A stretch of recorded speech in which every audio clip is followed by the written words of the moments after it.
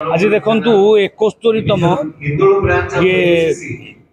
समवाय सप्ताह पालन करा जाउची सारा भारत वर्ष पालन करा जाउची। एठी ढेंकानाल रे मते तांको सहित रहिया पई आ सुजोग मिलला आ बहुत माने समवाय जो मान काम करछन बंधु मान सहित आ देखा हला से माने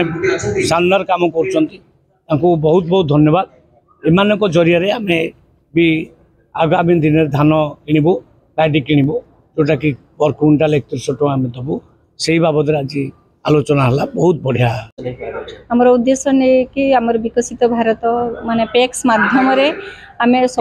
सबू सुविधा आम ग्रामांचल स्तर में केमिति पहुँचाई पारिबु विकसित भारत माने समवाय सप्ताह पालन मुख्य उद्देश्य। आमर आज कार्यक्रम आमर मान्यवर कैबिनेट मंत्री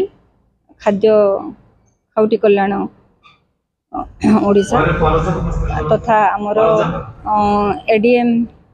जेनेराल ढेंकानाल अनुगुल संयुक्त केंद्र समवाय बैंक सभापति आमर सीओ अनुगुल केंद्र समवाय केंद्र अनुगुल संयुक्त केंद्र समवाय समिति समवाय बैंक सीओ आउ अन्य एआरसीएस माने तथा आमर पेक्स रो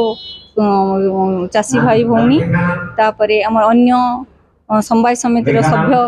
आम पेक्स सेक्रेटरी पेक्स प्रेसिडेंट अन्य लाइन डिपार्टमेंट रे आम सहित जो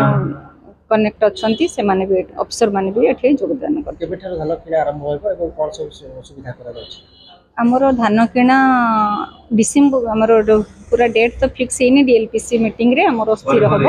प्रोबेबली डिसेम्बर लास्ट वीक रू स्टार्ट हो।